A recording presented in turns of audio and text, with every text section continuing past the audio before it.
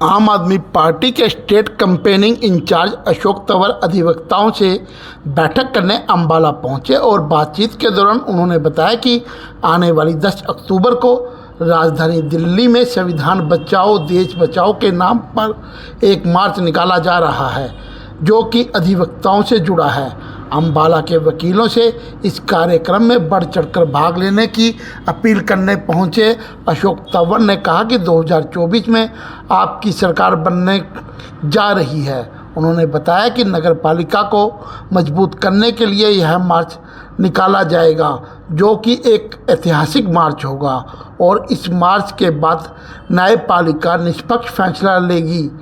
बातचीत जो है हुई है आज हम लोग सब लोग एक अपील लेकर के आए हैं। जिस तरीके से न्यायपालिका के ऊपर, देश के ऊपर, संविधान के ऊपर 140 करोड़ लोगों के हितों के ऊपर जैसे प्रहार हो रहा है, आज आवश्यकता है एक मजबूत न्यायपालिका की।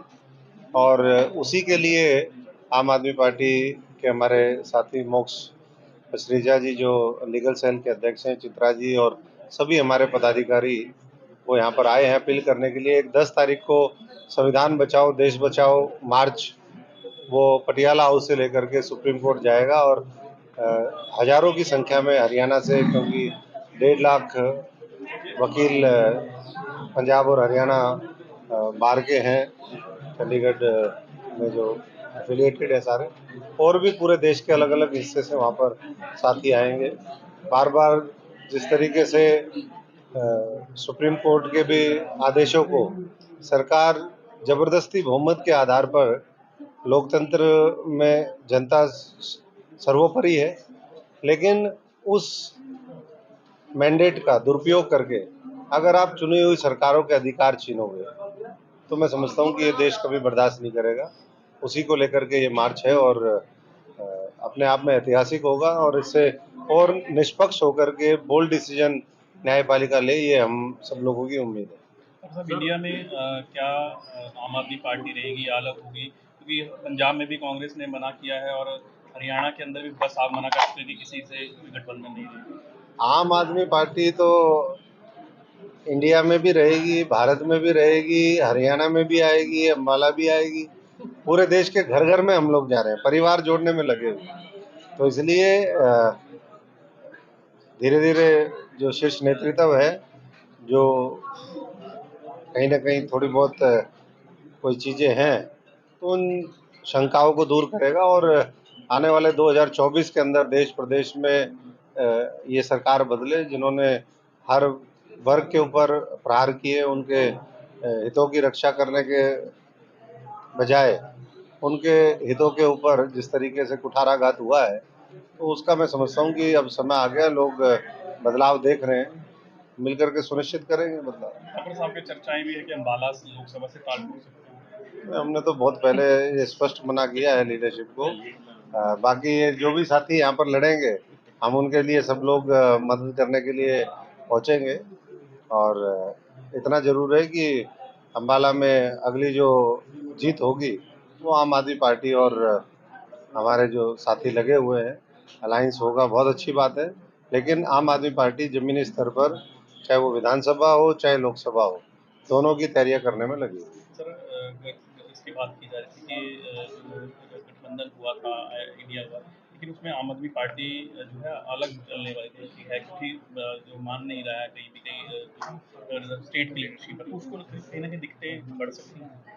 देखिए, स्टेट की लीडरशिप के अपने विचार हो सकते हैं, लेकिन ये गठबंधन तो पूरे देश के स्तर पर है और देश के स्तर पर है। अगर आज आम आदमी पार्टी की सरकार दिल्ली और पंजाब में है और अगर कोई ये सोचता है कि वहाँ तो सीटें मिल जाएं, लेकिन जहाँ वो नहीं है वहाँ हम उनके साथ कोई समझौता ना करें, ऐसा नहीं होता। ये होलिस्टिक होता है और ये सारी चीज़ों का तालमेल। आज आम आदमी पार्टी राष्ट्रीय पार्टी बनी है, पूरे उत्तर भारत में हम लोग चुनाव लड़ रहे हैं, पूरी मजबूती से आगे बढ़ रहे हैं।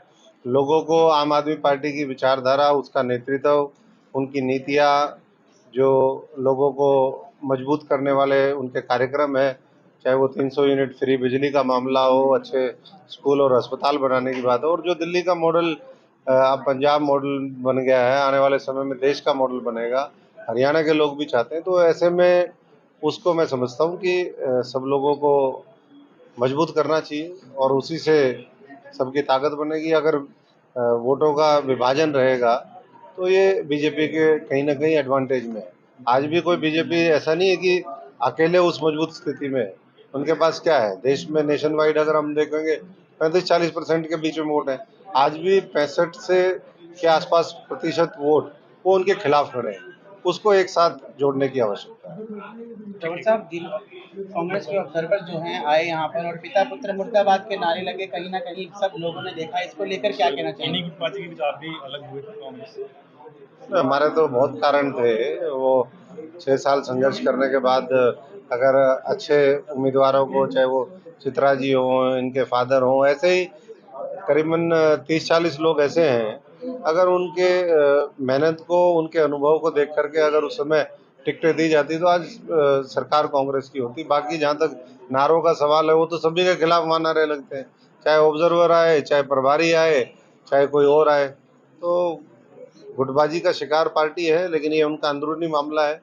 आम आदमी पार्टी अपने काम में लगी हुई है। जमीनी स्तर पर हम मजबूत हमारा संगठन तैयार करें और वो अगले 15 दिन में तैयार हो जाएगा। 2.5 लाख पदाधिकारी हमारे वार्ड स्तर पर, गांव के स्तर पर वो तैयार होंगे और वो बदलाव के प्रहरी बनेंगे। वो बदलाव का आने वाले समय में सूत्रधार होंगे।